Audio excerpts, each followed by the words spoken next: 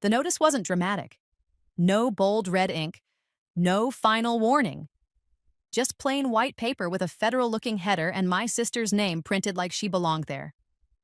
Notice of bankruptcy case filing. I stood in my entryway with my key still in my hand, staring at it like it was written in a foreign language. My sister, Paige, had filed bankruptcy. That part didn't shock me. Paige had been starting over for the last decade. New jobs, new boyfriends, new cars she couldn't afford, and a new story every time the bill came due. What made my stomach twist was the next line. Debtor's assets include 2017 Toyota RAV4, my RAV4, my VIN, my car. I read it again, then again. Like repetition could make it less real. In the kitchen, I dropped my purse on the chair and pulled my car keys out, just to prove to myself I hadn't lost my mind. The key fob looked the same as it always had. The car sat outside like it always did. And yet there it was on the notice. My car, listed like it belonged to her. I flipped the paper over. There was a case number and a date for something called a meeting. There was also a line that made my skin prickle. All creditors must be notified. Creditor. So that's what Paige had put me down as. Like I was a bank. I didn't even realize I'd started shaking until my coffee sloshed over the rim. I grabbed the folder from the drawer where I keep boring adult documents. Insurance, registration, title copy, the stuff you never think you'll need until you really, really do. The title copy was right there. My name, my address, my signature. Not hers. And I leaned against the counter and let out this tiny laugh that sounded wrong in my own house. Because who does that? Who files bankruptcy and just grabs someone else's car on paper like they're shopping? My phone buzzed. A text from Paige like she could smell my confusion through the mail. If you got something from court, don't freak out. It's handled. Handled. Like my property was a loose end she'd already tied. I stared at my screen for a long second, then typed back one sentence. Why is my car listed in your bankruptcy? 3 dots appeared immediately. Because it's basically mine. I've been driving it. I blinked. That was her whole argument. Like possession was ownership and reality was optional. I didn't call her. Calling Paige was like yelling into a fan, loud, pointless, and you end up with spit on your face. Instead, I did what I've learned to do with Paige. I went looking for the paper trail. I called my friend Dana first. Not because she's a lawyer, but because she's the kind of person who stays calm when other people turn into a spiral. Dana listened while I read her the notice. She filed Chapter 7? Dana asked. Yes, I said. Dana exhaled.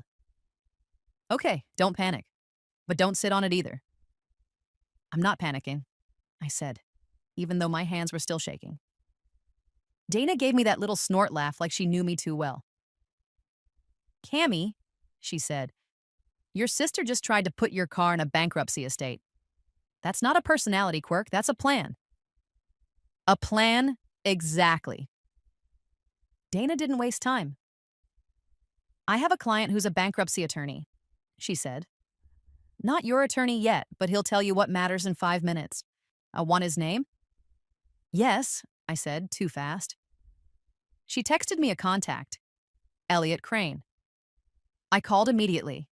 His assistant picked up, got the one-sentence version. My sister filed bankruptcy and listed my car as hers, and put me on hold. When Elliot came on, he didn't sound surprised. He sounded annoyed. Not at me, at the situation. Start with one question, he said. Whose name is on the title? Mine, I said. Only mine. Good, he said. Next question, why did you receive the notice? Did she list you as a creditor or use your address? I looked down at the notice again. That's when I saw it. Mailing address. My house. I went cold. She used my address, I said. Elliot's voice tightened. That's how you got it. And that's also how she's trying to control the story. So what happens now, I asked. Do they take my car? They shouldn't, he said. But you need to move fast and clean. The trustee is going to rely on records. Title, registration, insurance. You're going to show up with proof. Show up where? I asked. The meeting, he said, and possibly a hearing if it escalates. You're going to notify the trustee's office in writing that the vehicle is not hers, and you're going to attach your proof. I swallowed. Okay. Then Elliot added, and one more thing. What? If your sister claimed ownership, she might have tried to create a transfer on paper, he said. We need the title history. The what? The chain, he said. A record of who owned it and when. DMV can pull it. I stared at my keys. Paige didn't just list my car, she might have tried to backfill a fake past. Elliot's tone stayed practical. Do you have the physical title? He asked. Yes, I said. Locked up. Good, he said. Keep it that way, and don't let her near your car. As if on cue, my phone buzzed again. A new text from Paige. Just so you know, Trustee is going to want the car. Don't make this ugly. My throat went tight. I didn't respond. I just took a screenshot, saved it in a folder labeled Paige, and grabbed my purse. Because at that point, I wasn't arguing with my sister. I was building a case. And the first stop was the DMV, because if Paige had filed anything about my car, it would be sitting in a system somewhere waiting to bite me. The DMV parking lot was already full, which felt fitting because apparently today was People Come Beg a System to Tell the Truth Day. Inside, it was the usual plastic chairs, now a board TV looping safety messages, and a line that moved like it was doing me a personal favor. I took a number and sat down with my folder on my lap, gripping it like someone might snatch reality out of my hands. Dana texted while I waited. Don't let her turn this into a shouting match. Make it paperwork versus paperwork. Exactly. When my number finally flashed, I stepped up to the counter. The clerk, a guy with a calm face and a 1,000-yard stare, said, Vin. I slid him the notice and my registration. I need the title history, I said. Full ownership record. Whatever shows who owned it and when. He glanced at the paper, then at me. The slightest pause. Title abstract, he said, like he'd just named a menu item. There's a fee.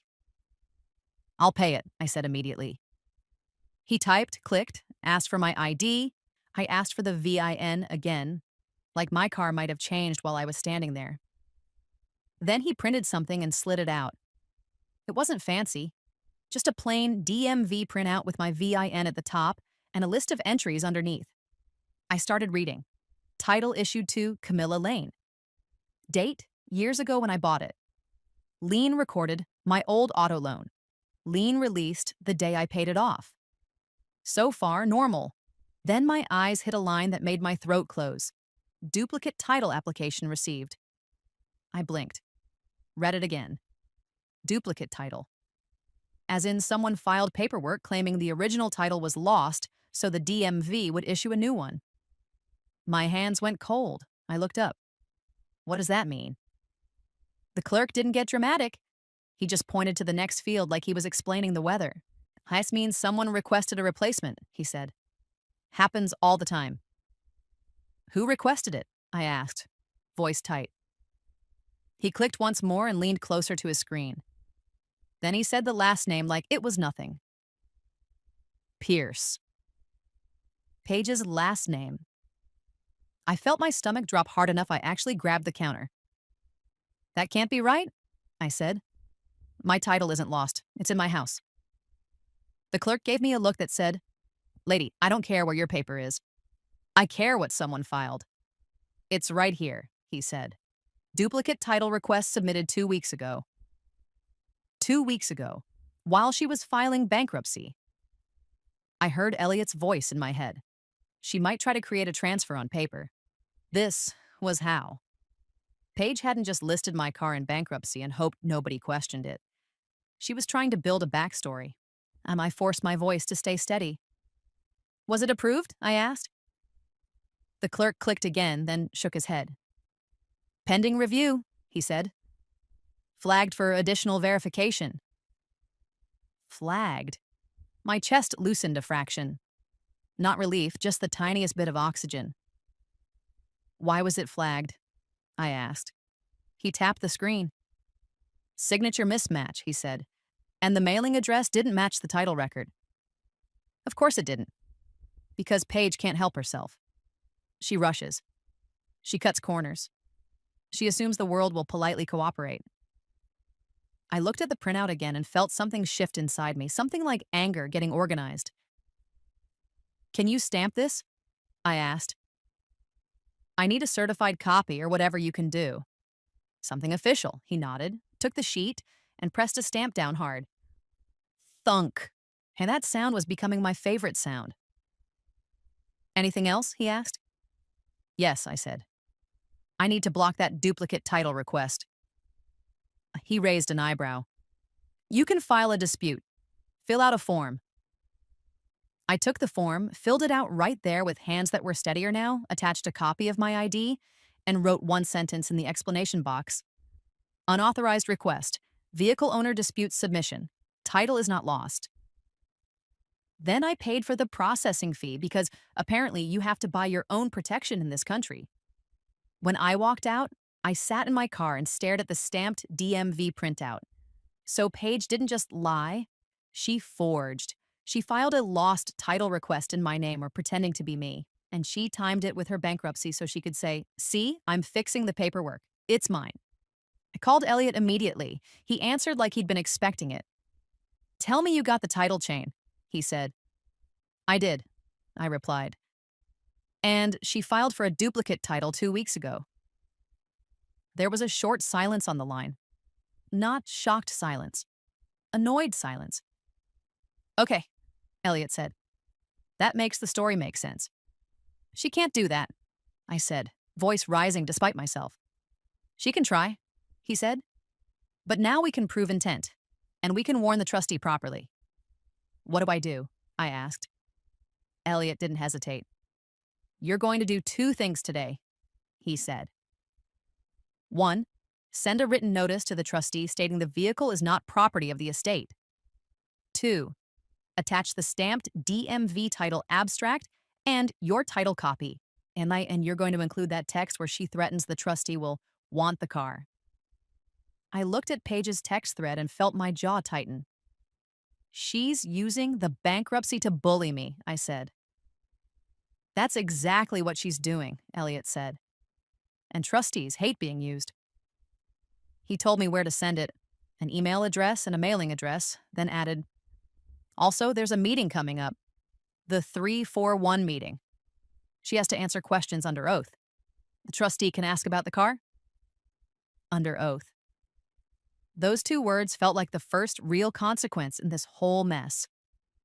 I pulled into a coffee shop parking lot, opened my laptop, and built the cleanest email I've ever written in my life. Subject: urgent, non-debtor ownership claim, vehicle listed in error. I kept it simple. No emotion, no speeches. I am not the debtor. The vehicle is titled solely in my name. Debtor listed it as an asset incorrectly. DMV title, abstract attached, stamped. Duplicate title request was filed by debtor recently, pending/flagged. I have the original title secured. I request confirmation the trustee will not pursue turnover of the vehicle pending verification. Then I attached the stamped DMV, print out my title copy, my registration and insurance card screenshots of Paige's texts. I hit send. The moment it left my outbox, my phone buzzed. "Paige, I heard you went to the DMV. Don't embarrass yourself." I stared at that message and did the one thing that kept me sane. I didn't reply. Instead, I forwarded it to Elliot with one line. "She knows." 2 minutes later, an auto reply came back from the trustee's office. Cold, standard. Helpful in the way a vending machine is helpful. Your message has been received. If you are asserting ownership of property listed by the debtor, please be prepared to provide original documentation at the meeting of creditors. Be prepared, as if I hadn't spent the entire day preparing. Then a second email came in, this one not automated. A paralegal from the trustee's office. Short, direct. Ms. Lane, please bring the original certificate of title and your identification. The trustee will address the vehicle at the meeting. I felt my pulse thump in my ears, because that meant Paige's lie had made it into the room. And if she'd gone far enough to file a duplicate title request, she might have gone far enough to show up with something else, too. A fake bill of sale. A forged transfer. Like some piece of paper she thought would make everyone stop asking questions. I folded the DMV printout, tucked it into my folder, and whispered to myself, okay. Not because I was calm, because I was ready. And when the trustee said, read the transfer date, I wanted to be holding the one record Paige couldn't sweet talk. The chain. The meeting wasn't what people picture when they hear the word bankruptcy.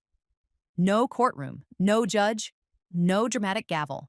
Just a plain conference room in a federal building with bad chairs, a folding table, and a small sign-in sheet that made everything feel strangely normal for something that could mess with your life.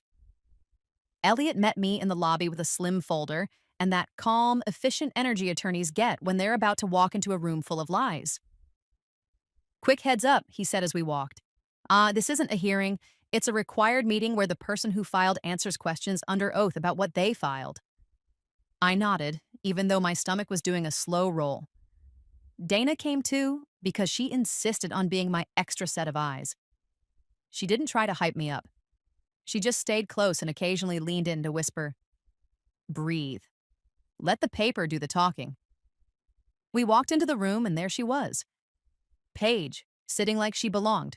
New blazer, fresh nails. That same, I'm the victim here posture she perfected years ago. She spotted me and smiled like we were at a family brunch, not a federal proceeding. Hey, she said, too bright. You came. I didn't answer. Elliot did, with a polite nod that gave her nothing. At the front table, the trustee, Ms. Harlan, was shuffling files, and she had that look of someone who has heard every excuse 100 times and stopped being impressed by any of them around year 2. She called Paige's case number, checked Paige's ID, then had her raise her right hand. Do you swear the information you provided is true and correct? Ms. Harlan asked. Paige said, yes. And the air in the room changed, because yes under oath is different. Ms. Harlan flipped through the schedules like she was reading a recipe. Ms. Pierce, she said, you listed a 2017 Toyota RAV4 as an asset. Where is it located? Paige didn't even hesitate. At my sister's, she said, nodding at me like I was holding her property hostage. But it's mine. Ms. Harlan's pen stopped. On what basis is it yours? She asked. Paige leaned forward, confident. I've been driving it. I pay for things. It's basically mine. Ms. Harlan didn't react to the basically. She reacted to the word that mattered. Title? She said bluntly. Whose name is on the title? Paige blinked once. Then she smiled again, like she'd planned for this. I have paperwork, she said, and pulled out a sheet from her folder. She slid it across the table. A bill of sale. Typed, clean, dated, and, of course, signed. My name at the bottom. Dana's hand squeezed my arm under the table so hard it almost hurt. Elliot didn't move. He just pulled our own packet out, already clipped, already labeled, already ready. Ms. Harlan glanced at Paige's bill of sale. Then she looked at Elliot. And you are? She asked. Elliot Crane, he said. Counsel for the non-debtor owner. Ms. Harlan's eyes narrowed a fraction. Go ahead. Elliot stood and handed her 2 pages first, like he knew exactly how trustees like information. Short, official, impossible to argue with. DMV title abstract, he said. Stamped. It shows the chain of ownership. The vehicle has been titled solely to Ms. Lane since purchase. No transfer, no reassignment, no change. He slid the duplicate title entry under it. And the debtor filed for a duplicate title 2 weeks ago. It's flagged. Paige's smile twitched. Ms. Harlan read the top page. Then she read it again. slower, like she was counting. Then she looked up at Paige. You filed for a duplicate title? She asked. Paige tried to sound offended. No, I was just fixing paperwork. Ms. Harlan's voice stayed flat. That is not fixing paperwork, she said. Yeah, that is attempting to create ownership where none exists. Paige's cheeks flushed. She's lying. Ms. Harlan held up her hand. No, she said. I'm looking at the ownership record. She tapped the DMV abstract with her pen. This is a title chain, she said. And now she was speaking to the room like she wanted everyone to understand the basic reality of it. This is not a vibe. It's a record of ownership and transfers. She slid the paper closer and read the line that mattered out loud. Title issued to Camilla Lane. Leon recorded. Leon released. No transfer. Then she looked at Paige again. Read that transfer date, she said. Paige stared at the paper like it had personally betrayed her. There isn't one, Paige muttered. Ms. Harlan nodded once as if confirming what she already knew. Correct, she said. Because there was no transfer. The room didn't go silent in a dramatic way. It went quiet in that uncomfortable grown-up way, where everyone suddenly realizes someone is about to dig a deeper hole. Paige tried to laugh. Okay, but she's my sister. It was informal. Ms. Harlan leaned back. Informal doesn't override title, she said, and you don't get to list property you don't own as an asset of the estate. Paige's smile snapped off her face. So what? You're just going to let her keep it? She said, like Ms. Harlan was choosing sides. Ms. Harlan didn't blink. I'm going to follow the records, she said. And right now the records say it is not yours. Paige's jaw tightened. But the bill of sale? She started. Ms. Harlan looked at Paige's bill of sale again, then at the DMV abstract, then back at Paige. Miss, I'm Pierce, she said. You understand you are under oath. Paige's throat bobbed. Ms. Harlan turned to Elliot. Do you have the original title? She asked. Yes, Elliot said. Secured. Ms. Harlan nodded. Then she said the sentence that made my shoulders finally drop a notch. I am not pursuing turnover of this vehicle as property of the estate at this time. At this time. It wasn't champagne, but it was air. Then Ms. Harlan picked up Paige's file, flipped to a tab, and her tone turned colder. However, she said, we are not done here. Paige's eyes widened. What do you mean? Ms. Harlan's pen hovered over the schedule pages. You filed a document listing an asset you do not own, she said. You also attempted a duplicate title request after filing. That raises questions about false statements in a bankruptcy proceeding. Paige's mouth opened, but nothing intelligent came out. Ms. Harlan continued like she'd done this 100 times. You will amend your schedules to remove this vehicle, she said. You will provide documentation supporting any claim of ownership, real documentation, within 7 days. And I'm preserving this record. Paige's voice sharpened. You're taking her side. Ms. Harlan's eyes didn't even flicker. No, she said. I'm taking the side of truth. Then she looked at Paige's bill of sale again. And this, she said, lifting it slightly, may need further review. Paige's face went pale in a way that wasn't cute anymore. Dana leaned toward me and whispered, That's the first time I've seen her realize a room can't be charmed.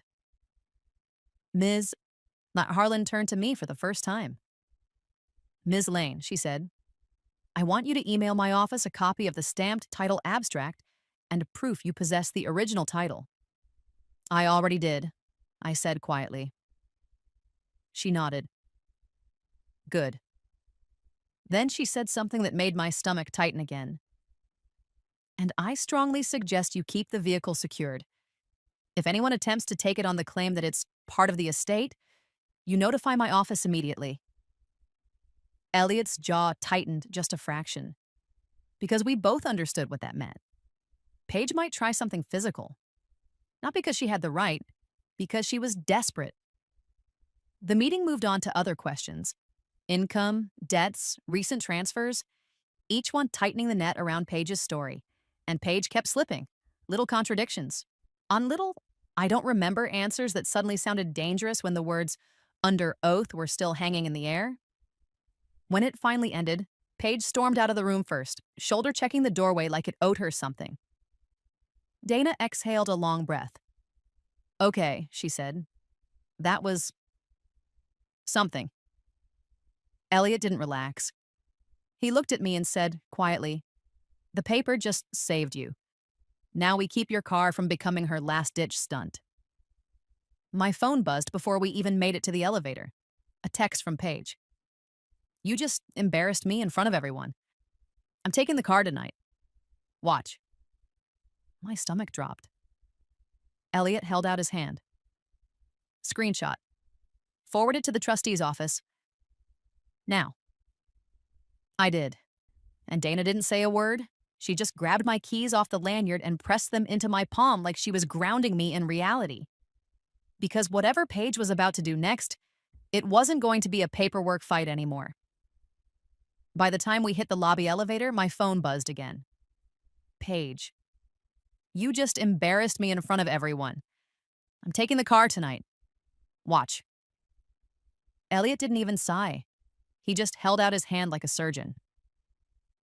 Send that to the trustee's office, he said, and save it. Screenshots don't get misunderstood. Dana leaned in and muttered, your sister really thinks life is a reality show with no cameras. I forwarded it to the trustee's paralegal, then slipped my phone back into my bag like it might bite me. On the drive home, Elliot stayed on speaker. Listen, he said, she can't use bankruptcy like a crowbar. If she tries to physically take the vehicle, that's not paperwork. That's theft. Good, Dana said, because I'm out of patience. Elliot gave the smallest chuckle. Same. Then his voice went serious again. Do you have somewhere locked to park it for a few days? He asked. I glanced at Dana. Dana lifted her chin like she'd been waiting for the question. My garage, she said. Door locks, camera, motion lights. Paige will hate it. I drove straight to Dana's house and backed my RAV4 into her garage like it was a priceless painting. When the garage door came down, I felt my shoulders drop for the first time all day. Dana handed me a mug of tea and said, if she shows up here, I'm not doing polite. I almost laughed. Almost. Then my phone buzzed again. An email this time, and from the trustee's office. Short, cold, perfect. The vehicle is not being pursued as property of the estate based on the current title record. Any attempt by the debtor to seize or tow it is not authorized by this office. Please preserve all communications. Elliot read it and nodded once. Good, he said. Print that. Keep it with the title. It was the kind of line that doesn't sound emotional, but it shuts doors. Dana reached into a drawer and pulled out a cheap steering wheel lock she said she bought after her neighbor's car got stolen. Here, she said, because your sister is a creative. I slid it on, clicked it shut, and stared at it like it was a tiny metal promise. Then, around 10:40 p.m., Dana's doorbell camera pinged. Motion alert. Headlights, a big truck. Dana and I looked at each other at the same time. Please tell me that's an Uber, Dana said. It was not an Uber. I opened the camera feed and saw a tow truck creeping down Dana's driveway like it owned the place. And behind it, because of course, Paige, hair done, blazer on, holding a folder like she was about to present a thesis titled, Why I Deserve Your Car. Dana whispered, I swear she has no shame gland. I didn't open the door. I called Elliot. He answered on the first ring. She's there. How? I started. Because she told you she would, he said. Okay, don't go outside alone. Don't argue. If a tow operator is hooked to your car, call law enforcement. You have the original title and you have the trustee email. Dana was already pulling on shoes. I'm going outside, she said. Dana East, I began. She pointed at the camera. My driveway. I have my rules. We stepped onto the porch together, staying under the light. The tow driver, middle-aged, reflective vest, walked toward us with that weary look of someone who thought tonight would be simple. Paige stayed behind him, smiling like she was the victim and we were the problem. "Evening," the tow driver said. "We're here for the RAV4." Dana folded her arms. "Not happening." Paige stepped forward, bright and loud. "It's my car," she said, like she was announcing the weather. "It's tied up in my bankruptcy. I'm reclaiming it." The tow driver lifted a clipboard. "Ma'am showed me paperwork." Paige pushed her folder toward me, practically vibrating with confidence. A claim of ownership form, a copy of something that looked like a title application receipt, her bankruptcy case number scribbled like a magic spell. I didn't touch it. I looked at the tow driver instead. "Sir," I said, keeping my voice steady, "the title is in my name. I have the original inside. The trustee's office put in writing that this car is not authorized for tow." Paige laughed, sharp. "She's lying," she snapped. "She's hiding my asset." Dana tilted her head. "Your asset that's titled to her?" Paige's eyes flashed at Dana like she'd forgotten Dana was even a person. The tow driver shifted, uncomfortable. "Look," he said, "I'm not trying to get involved in family stuff." "Then don't," Dana said. Paige's voice climbed. "You have to tow it. I hired you." The tow driver swallowed. "Ma'am, if it's disputed..." Paige jabbed a finger toward the garage door like she wanted to peel it open with her anger. "I'm calling the police," she said. "She stole my car." Elliot's words echoed in my head. "Don't argue, let the paper do the talking." So I pulled out my phone, opened the trustee email, and turned the screen toward the tow driver. "Read that," I said. The tow driver leaned in and read the line about no authorization. His face changed immediately. Less, "This is a job," more, "I do not get paid enough to be part of federal nonsense." He stepped back and glanced at Paige. "Ma'am," he said, "I can't tow this. Not with that email and a title dispute." Paige's eyes went wide, then furious. "What do you mean you can't?" she snapped. "I'm paying you." The tow driver lifted both hands. "I'm not risking my license over your family drama." That's when Paige did what Paige always does when the room stops cooperating. She tried to overpower it. "You're all in on it," she hissed. "Fine, I'll have her arrested." She turned, phone already to her ear, and started walking toward the sidewalk, loud enough for all of us to hear her performance voice. "Yes, hi, stolen vehicle. Yes, my sister has it. Yes, she's refusing to return it." Dana muttered, "She really thinks volume is evidence." I called non-emergency right back calmly and told them the truth in one clean sentence. "My sister is attempting to tow a vehicle titled in my name from a private residence. I have the title and trustee email confirming it's not part of her bankruptcy." The dispatcher asked for the address. I gave it. Then I stood there in the porch light, holding my keys, feeling like my whole life had turned into a paperwork standoff. 10 minutes later, a patrol car rolled up. Not dramatic, not cinematic. Just headlights and two officers stepping out, hands resting near their belts because they didn't know what kind of mess they were walking into. Paige immediately switched into her innocent face. "Oh, thank God," she said. "Officer, she stole my car." One of the officers held up a hand. "Ma'am," he said, calm, "we're going to check the registration first." He looked at me. "What's the VIN?" I gave it. He ran it. Then he looked up and said the sentence Paige absolutely didn't want to hear. "It comes back registered to Camilla Lane." Paige's smile froze. "That's temporary," she said quickly. "Well, it's in bankruptcy." The officer glanced at his partner, then back at Paige. "Bankruptcy doesn't change DMV ownership records tonight," he said. "Do you have a court order authorizing repossession or tow?" Paige opened her folder. I flipping pages too fast? "No, but..." "And do you have the title?" the officer asked. Paige's mouth tightened. I stepped inside for 10 seconds, grabbed the original title from my folder, and returned. The officer checked the name, checked my ID, and nodded. "This vehicle is not yours," he told Paige, plain and final. Paige's face went red. "She's doing this to hurt me," she snapped. Dana couldn't help herself. "You tried to tow her car from my house at night?" Paige spun toward Dana. "Stay out of it!" The officer's tone sharpened just slightly. "Ma'am," he said, "you need to stop contacting them and stop attempting to take property you don't own." Paige scoffed. "Or what?" The officer didn't threaten. He just stated reality. "Or you end up with a report tonight," he said. And if you make a false stolen vehicle report after we've verified ownership, that becomes another problem." Paige went quiet. Not because she agreed, because she understood the word report. She turned on her heel, hissed something under her breath, and walked back to her car like she'd been cheated. The tow driver didn't wait. He got in his truck and left like the whole driveway was cursed.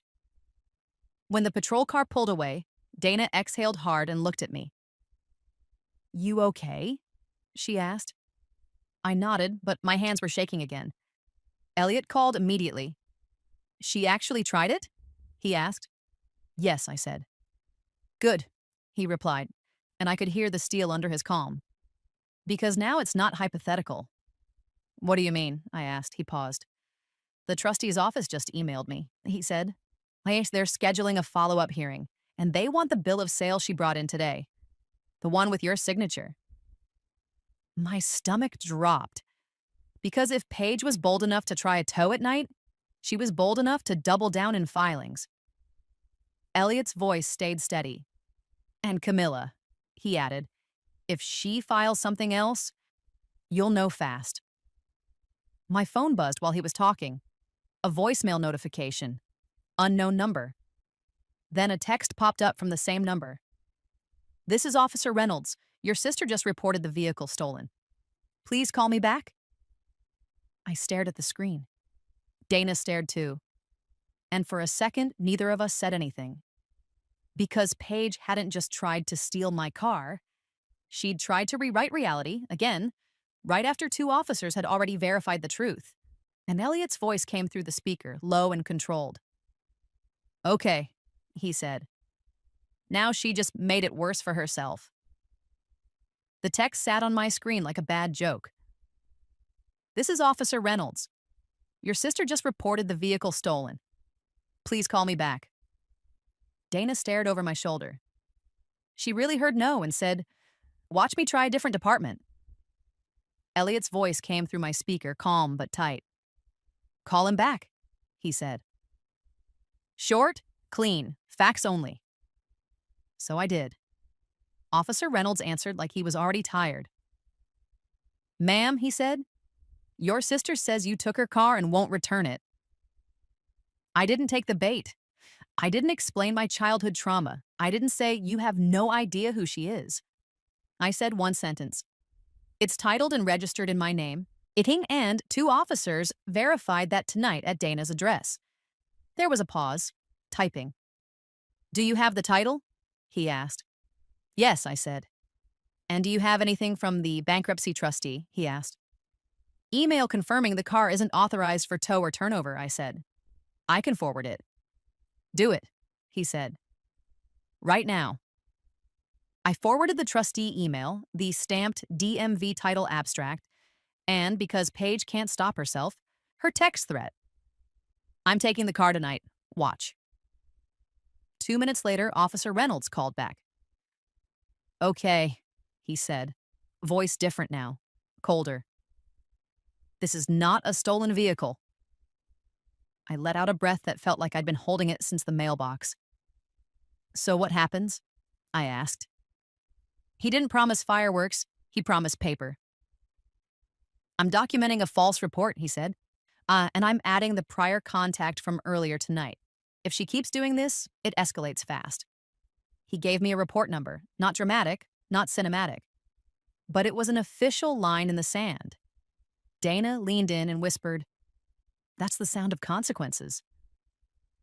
The next morning, Elliot called before I'd even finished my coffee. Trustee's office is scheduling a follow-up hearing, he said. Not the meeting, an actual court hearing. They want your sister to explain the car, the duplicate title attempt, and the bill of sale. I stared at my mug. You mean explain under oath again? I asked. Yep, Elliot said. And now we add one more thing. The false stolen vehicle report from last night. Dana from across the kitchen mouthed, "She's cooked." Elliot wasn't celebrating. He was focused. You email me that police report number, he said. That's a clean, external verification she kept pushing the lie even after being told to stop. I sent it. Then he said, also, Camilla moved the car today. Somewhere she can't find easily. I already had that planned. Dana's garage was secure, but Paige knew Dana's address. She'd proven she was willing to show up at night with a tow truck and a folder of nonsense, so I did the least exciting, most effective thing. I rented a small storage unit with vehicle access, one of those places with cameras and coded gates, and parked my car behind a locked roll-up door. No audience, no shouting, just a keypad, and a door that didn't care about Paige's feelings. At the office, the manager printed me a receipt with the unit number and my name. I folded it into my folder behind the title. Because I was done living like my sister's imagination controlled my week. 2 weeks later, we were back in a real courtroom. Bankruptcy court this time. Different vibe than county civil court. Less family drama, more, you don't get to play games in here. Paige walked in with a lawyer now. Not a big fancy one. More like, please help me stop bleeding energy. Her lawyer kept whispering to her like he was trying to keep her from talking herself into a crater. The trustee, Ms. Harlan, didn't look at Paige the way people do when they're mad. She looked at her the way people do when they're done. Ms. Pierce, she said, you listed a vehicle you do not own as an asset. You attempted to obtain a duplicate title. You produced a bill of sale with a disputed signature. And after being informed the vehicle was not yours, you reported it stolen. Paige's lawyer tried to jump in. Your Honor, she was confused. The judge held up a hand. No, he said. Confusion doesn't create a duplicate title request. That line landed hard. Paige's mouth tightened. She was trying to look offended, but her eyes kept flicking toward the trustee's stack of exhibits like she wanted them to vanish. Ms. Harlan handed up 3 things in a neat bundle. The stamped DMV title, abstract, showing no transfer the record of the duplicate title. Request the bill of sale Paige had filed. Then Elliot handed up ours, the original title, copy, Paige's text threat about taking the car, the trustee email denying authorization, the police report number from the false stolen report the judge read for a long minute, no speeches, just paper doing what paper does. Then he looked at Paige. Ms. Pierce, he said, why did you list this vehicle as yours? Paige opened her mouth, and for 1 second I thought she might tell the truth. But she didn't. She went with the old favorite. Blame me. She's always had everything, Paige said. I just needed something. I thought it was fair. The judge's eyes narrowed like he'd heard every version of that sentence in every variation of fraud imaginable. Fair isn't the standard, he said. Truth is. Then he looked at Paige's lawyer. Counsel, he said, your client will amend her schedules immediately to remove this vehicle. The trustee's record will reflect that it is not property of the estate. He tapped the bill of sale with his pen. And this document, he added, along with the duplicate title attempt and the false report, raises serious concerns. Paige's lawyer swallowed. The judge continued, steady and plain. The trustee is authorized to conduct further examination and to refer this matter for review. He signed an order right there, not a promise, not, we'll look into it, an order. Elliot slid it to me after it was stamped. At the top, the court name, the case number, the date. In the middle, the line I needed to see. Vehicle not included. Debtor to amend filings. Trustee authorized to investigate disputed documents. Paige's face had gone a weird gray. Her lawyer leaned close and whispered something in her ear. Quick, urgent. Paige stood up abruptly like she couldn't breathe in that room anymore. And for the first time since this started, she looked less like a bully and more like someone who just realized the system keeps receipts better than she does. That night, I got one more email, short, official, and quietly satisfying, from the trustee's office. Your ownership claim is confirmed in the record. Trustee will not pursue turnover of the vehicle. Please retain your documents and contact this office if the debtor contacts you regarding the car. I printed it and slid it into my folder behind the stamped court order. Because that's what I learned in all of this. When someone tries to rewrite your life, you don't win by yelling. You win by building a stack of papers so heavy the lie can't lift it. Paige tried to use bankruptcy like a magic wand. She listed my car, tried to backfill a title, tried to tow it at night, and when that failed, you tried to weaponize a stolen vehicle report, and each time the record got thicker. Until the only place left for her story to go was down. The last thing I did was file a DMV fraud alert on my title record, an extra layer that required in-person verification for any future title changes. Not because I'm paranoid, because I've met my sister, and I like sleeping.